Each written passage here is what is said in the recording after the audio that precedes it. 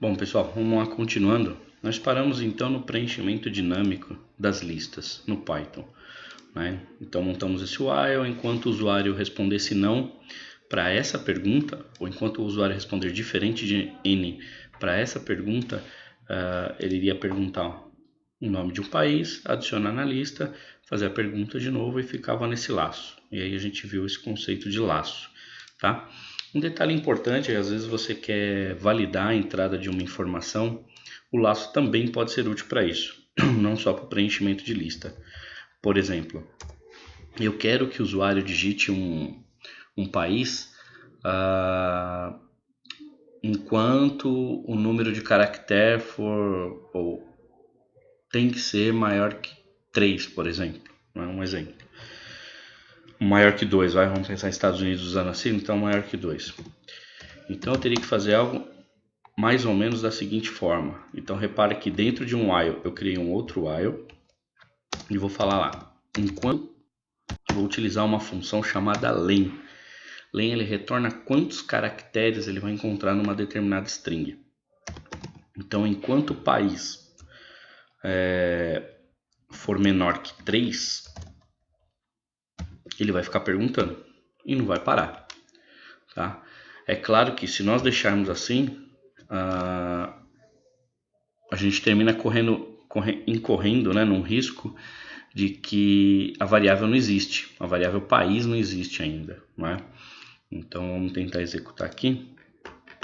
Ó, ele acusa erro, porque ó, ele está falando aqui, ó, o nome país não está definido, você não criou nenhuma variável chamada país, né? Você usou ela aqui embaixo, mas aqui nesse ponto, na linha 6, antes da linha 6, né, ou até a linha 6, ele não sabia quem é o país. E de repente você fala assim, ó, me dá aí o tamanho dessa variável, né, quantos caracteres tem dentro dela.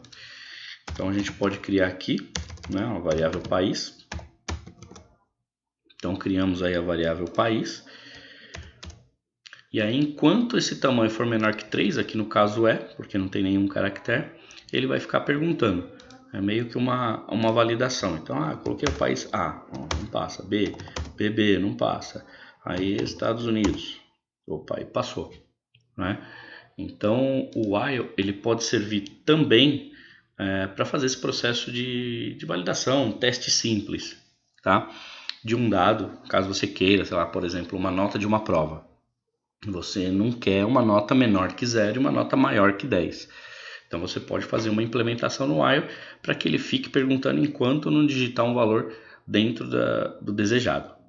Tá legal? Repara que aqui, ó, somente essa linha está dentro desse while, por isso só ela está tabulada. Ó. Tem uma tabulação aqui. Então ele vai ficar repetindo somente essa linha. Tá? Digitou um dado válido, ou seja, digitou um país com 3 ou mais caracteres. Então passa para cá, adiciona, pergunta e aí fica preso dentro desse while, cai novamente aqui e aí ele continua, né, fazendo aí a pergunta. Beleza? Tá ok?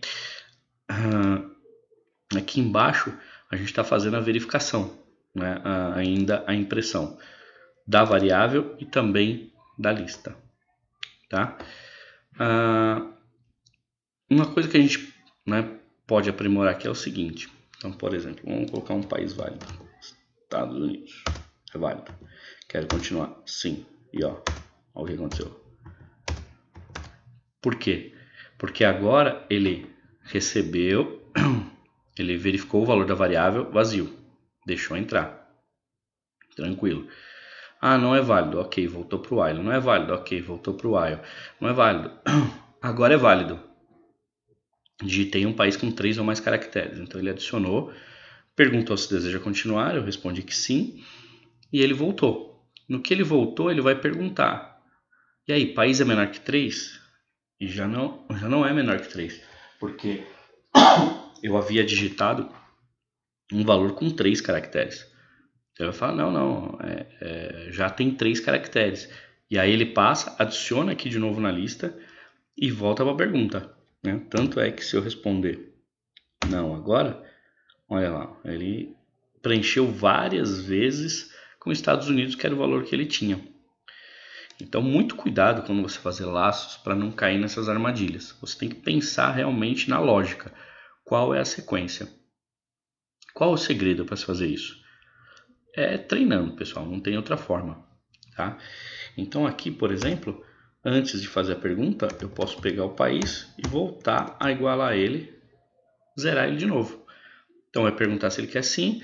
A hora que ele cai aqui, tem menos que 3 caracteres? Tem, porque agora não tem mais nada. Então se não tem mais nada, pode perguntar de novo para o usuário. Vamos fazer um teste. Estados Unidos, quero continuar? Sim. Opa, aí tá vendo? Agora tá beleza. Chile, quero continuar? Sim. Ah, vou digitar A. Opa, não foi. B, não foi. Opa, então vamos digitar agora Polônia. Né? Deseja confirmar? Não, chega, não quero. Então tá lá, os 3 países válidos que eu digitei. Aquele que eu tentei digitar que era inválido, ele não aceitou, o A e o B. E nem ficou armazenando a mais Polônia ou Chile. Né? Então eu crio a variável, verifico o conteúdo dela, nesse caso aqui que eram valores, né? Poderia ser, por exemplo, eu não quero aceitar o valor Argentina. Qualquer país menos Argentina. Então o meu while poderia estar associado a isso. Enquanto o país for igual à Argentina, fica perguntando. Né? E é importante sempre zerar para que ele possa fazer novamente a pergunta e aí continuar. Tá legal? Então aqui meio que a gente está zerando. Agora uma coisa que a gente pode observar é o seguinte. Bom, essa aqui vocês já viram muito a função desse print, que ele só exibe o último valor da variável. Não é verdade? E da forma como nós fizemos, repare que ele já não retorna mais nada. Isso por quê? Porque nós zeramos a variável país. Então não faz mais sentido. Não faz mais sentido ter esse print aqui, porque sempre vai ser um conteúdo vazio. Ok. Da forma como está, a gente está mostrando todos os elementos e de uma forma um tanto quanto complexa para o usuário final. Talvez seria legal caprichar mais nessa saída. E para caprichar nessa saída, o que nós teremos que fazer? Varrer todos os elementos da nossa lista. Atualmente, quantos elementos, né, ou da última vez, quantos elementos eu tinha? 3.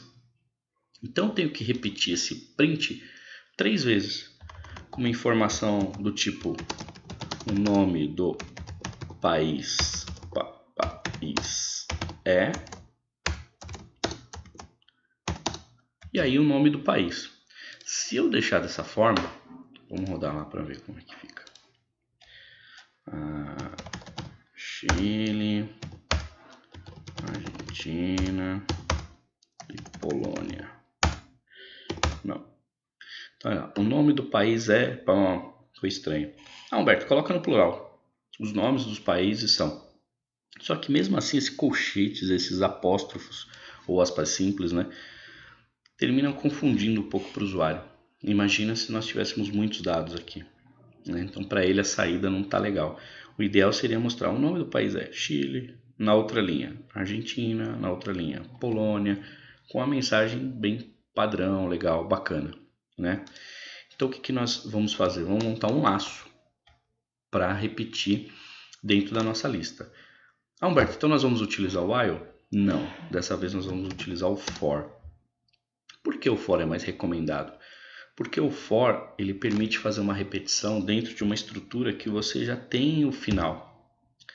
Ou seja, esse laço vai ter que terminar quando? Quando não tiver mais elementos dentro da lista. Nesse caso eu tenho 3 elementos, então esse laço vai ter que ser repetido quantas vezes? 3. Se eu tivesse 50 países, esse laço teria que ser repetido quantas vezes? 50 e por aí vai. Então ele vai se ajustar de acordo com o tamanho da lista. Ele sabe onde ele tem que parar. Não depende do usuário. No while era diferente. Depende do usuário. Enquanto ele quiser continuar, ele vai continuar. À vontade dele. Se ele quiser cadastrar um, ok. Se ele quiser cadastrar 1 milhão, também perfeito. Aqui não.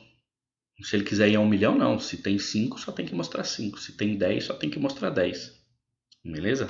Então o for ele é mais utilizado para essas situações. Então eu estou apresentando para vocês 2 comandos de repetição. O while, quando termina havendo uma interação maior do usuário, permite essa interação do usuário final, né, a pessoa que vai manipular o seu sistema. e o for, que é aquele onde você tem delimitado início e fim. No nosso caso, o fim é a lista, tá? Então, é uma lista do quê? É uma lista de países, não é isso? Então, eu vou falar assim, ó, for, você vai criar um P, um país, poderia se chamar país, tá? Não quero colocar só para não confundir com a outra variável que a gente já tem com esse nome. Você vai criar um P para cada item em países. Então, eu estou dando aqui para ele a lista. Falando, ó, for, eu tenho uma lista, tá? Dentro dessa lista, você vai ter vários elementos. Quantos? Não sei.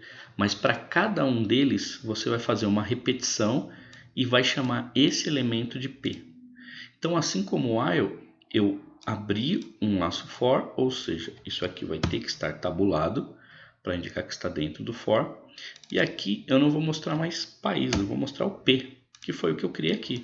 Poderia ser qualquer outra palavra. Poderia ser churros, não tem problema nenhum.